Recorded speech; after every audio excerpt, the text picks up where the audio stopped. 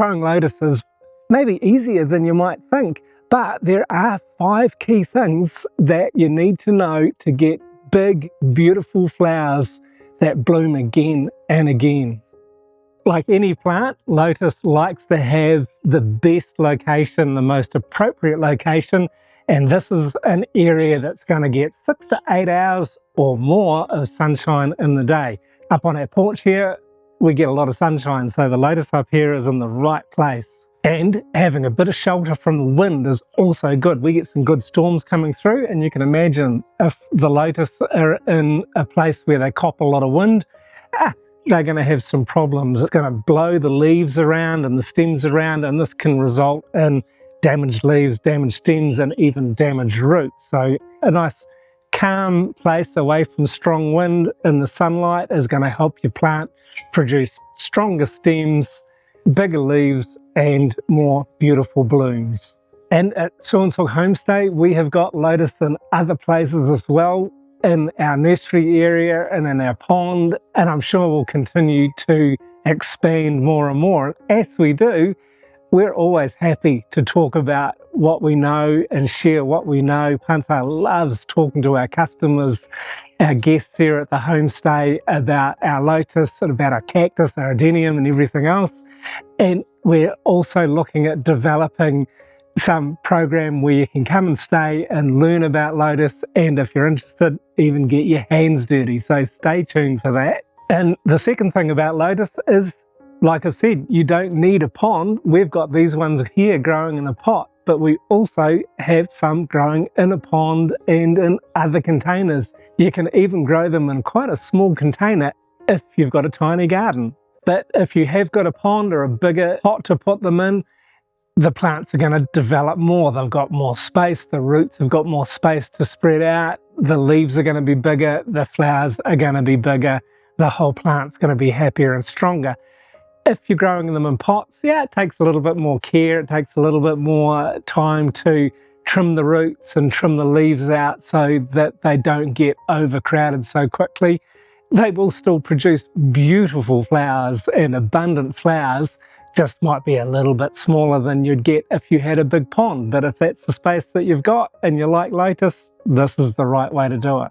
And soil, of course, is the third thing that is a very important factor when you're growing lotus. The best soil that we're using is the topsoil that comes off of our land.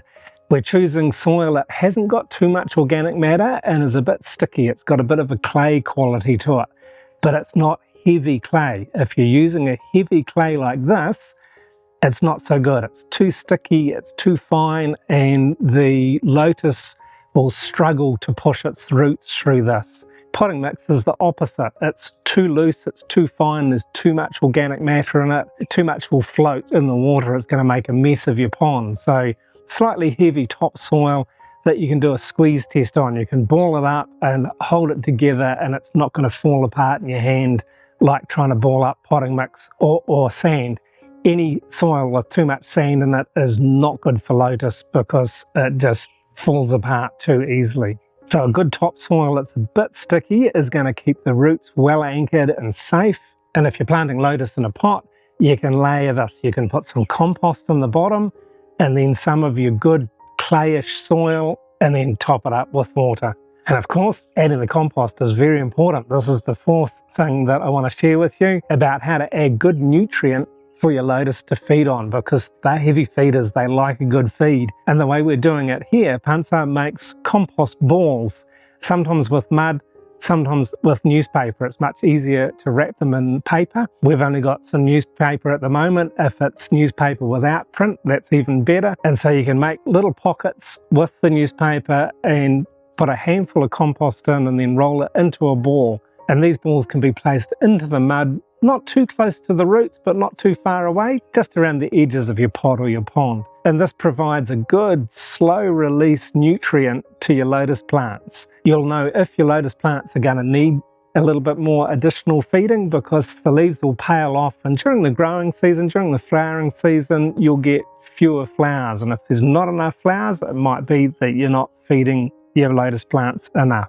And the fifth thing is the climate. You've got to give a bit of understanding to the climate. Lotus really thrive in temperatures of about 24 to 35 degrees Celsius. But there is one lotus, a yellow lotus, that is actually native to North America and grows even in the southern parts of Canada. So they do survive in some cooler temperatures, but they really thrive when the weather's warm. And so you've just got to go with the flow and feel the flow of the climate. And when you do, your lotuses will thrive. They grow quickly, so even if you're in a more temperate zone during the summertime and you only get to plant them a few months into your summer, you'll probably still see some flowers blooming before wintertime sets in. And as long as the tubers, as long as the roots don't freeze, you're fine. They'll come back again for the next season. And even here in Northern Thailand, where we do get a cooler wintertime, our temperatures will drop sometimes down to single digits. They will rest, but when the temperatures start to warm up again, they'll start to grow, and particularly as the monsoon starts to happen, they will begin to flower again, because even during the really hot time here, where our temperatures can go above 40 degrees Celsius, they will still survive, but they won't really be showing their best during the hottest times of the year. So they need warmth, they need the sunshine, they need good soil and a good amount of feed and time. So just go with the flow, enjoy them in season and out of season. Just the leaves themselves are absolutely beautiful to enjoy. The way the light moves on them, the way they sway in the breeze is fantastic. And as your plants continue to develop year in and year out, you will start to see bigger and more beautiful blooms more consistently. Hope you've enjoyed watching this video and learned a lot from it, and I'm sure that there are other videos on our playlist that you'll enjoy just as much. You can check one of them out right here. And thanks very much for watching this one all the way through.